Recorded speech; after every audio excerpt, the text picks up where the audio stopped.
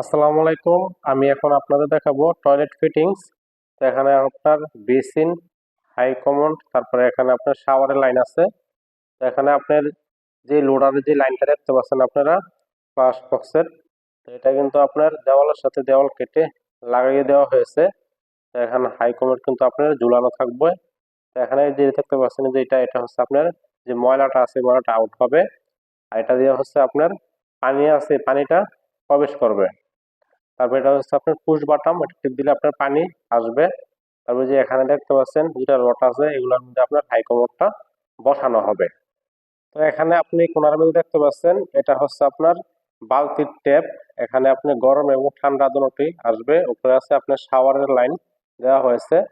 তারপরে যে এই পাশে যেটা দেখতে পাচ্ছেন এটা হচ্ছে আপনার পুশ শাওয়ার, এখানেও আপনার গরম এবং ঠান্ডা দুটোই দেওয়া হয়েছে। তো এগুলো আপনার কমপ্লিট হয়েছে। আপনার